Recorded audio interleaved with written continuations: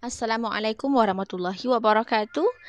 Hari ini kelas Bahasa Melayu tahun 1 PDPR 4.0 bersama saya Cikgu Hawa.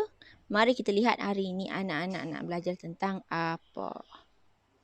Ya, hari ini objektif pembelajarannya ialah murid dapat mengenal pasti maklumat dalam petikan untuk melengkapkan bahan grafik kamu. Baca cerita, kemudian kamu boleh masukkan maklumat perkara-perkara penting dalam satu bahan kita panggil peta grafik lah.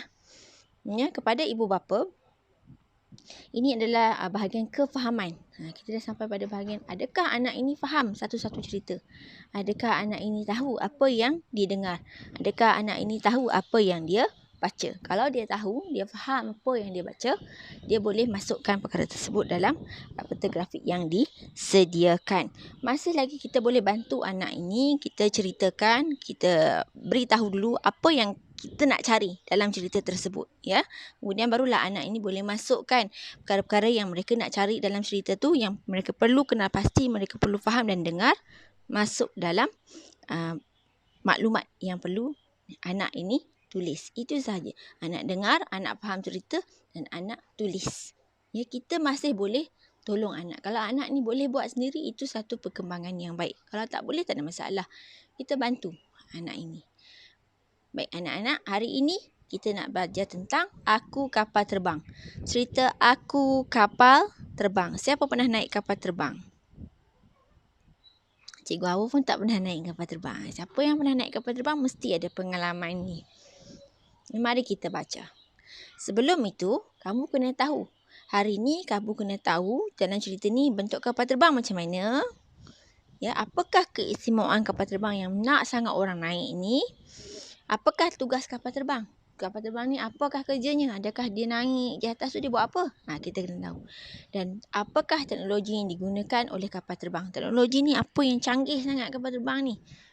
Wow, hebatnya kapal terbang kan? Jadi ada 4 perkara: bentuk, keistimewaan, teknologi dan tugas. Ada 4 perkara, kamu boleh dengar dan cuba kenal pasti. Boleh baca sama-sama dengan cikgu. Aku sebuah kapal terbang. Aku sebuah kapal terbang. Badan aku besar dan panjang. Badan aku besar dan panjang. Aku juga mempunyai sayap dan tayar. Aku juga mempunyai sayap dan tayar. Bukan sayap macam burung tu. Nampak tu? Dia ada kiri kanan tu dipanggil sayap. Tayarnya kecil saja. Masa dia dekat lapangan terbang tu, dia nak naik tu, perlukan tayar. Dia nak turun pun perlukan tayar. Kalau tak, nanti kapal terbang tu jatuh lah. Aku dilengkapi dengan teknologi canggih. Aku dilengkapi dengan teknologi canggih. Canggih ni hebat, ya. Aku menggunakan enjin yang berkuasa tinggi. Aku menggunakan enjin yang berkuasa tinggi. Kenapa berkuasa tinggi? Dia nak naik atas tu. Tak terhempas, tak jatuh. Naik ke atas, awak tengok kapal terbang kat atas, tak jatuh. Tu enjin berkuasa tinggi. Macam mana enjin tu boleh buat kapal terbang yang berat ni terapung di udara? Kelajuanku amat pantas sekali. Kelajuanku amat pantas sekali. Pantas maksudnya lebih pantas daripada kereta, lebih pantas daripada motosikal. Kalau nak pergi satu tempat, kalau kita naik kereta, contoh daripada Perak ke Johor 8 jam, naik kapal terbang sekejap je. Berapa jam dah sampai? Laju kan? Tugasku membawa penumpang dan bagasi. Tugasku membawa penumpang dan bagasi. Penumpang tu siapa? Orang. Bagasi tu beg. Penumpang dan bagasi. Aku terbang ke serata dunia. Kapal terbang boleh pergi mana-mana. Pergi negara lain, ya. Tu dia kata aku terbang ke serata dunia. Boleh merentasi lautan dan daratan. Semua orang kagum akan kehebatanku. Apa maksud kagum? Oh, wow. Awak suka buat macam tu kan? Itu maksud kagum. Aku merupakan kenderaan yang paling pantas di dunia. Aku merupakan kenderaan yang paling pantas di dunia. Baik. Aku bangga dengan tugasku. Aku bangga dengan tugasku. Dah baca cerita, kalau nak ulang pun boleh, tak ada masalah. Patah balik video ni, pause balik, ulang semula. Boleh dengar balik yang cikgu baca. Baik, kamu dah baca tadi dengan cikgu.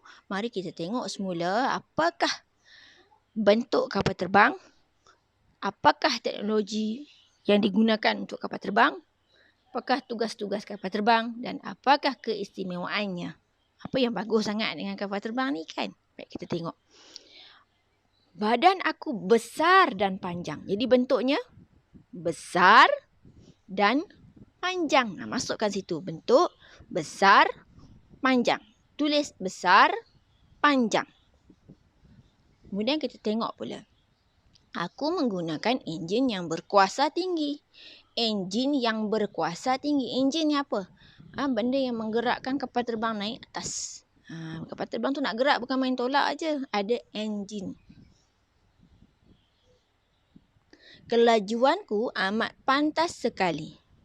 Tadi enjin berkuasa tinggi, kelajuanku amat pantas sekali. Itulah dua ni teknologi yang digunakan. Jadi kamu tulis enjin berkuasa tinggi.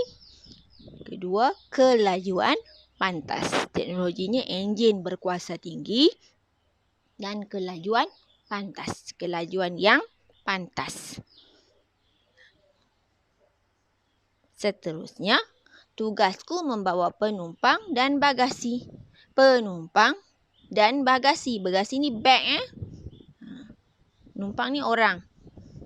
Jadi, tugasnya ialah membawa penumpang dan bagasi. Tugas ni maaf keistimewaan saya lagi cikgu padam. Membawa penumpang dan bagasi. Tugas membawa penumpang dan bagasi. Seterusnya, apakah keistimewaan kapal terbang? Aku terbang ke serata dunia. Aku terbang ke serata dunia. Banyak tempat boleh pergi. Aku merupakan kenderaan yang paling pantas di dunia. Boleh terbang ke serata dunia dan paling pantas. Jadi keistimewaannya ialah terbang serata dunia dan kenderaan paling pantas di dunia. Kalau tak muat, awak tulis kenderaan paling pantas pun tak ada masalah.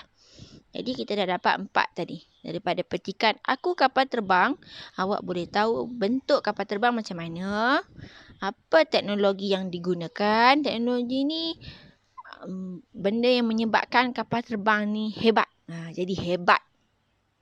Tugas, apakah tugas kapal terbang ni, bawa apa dan apakah keistimewaan kapal terbang.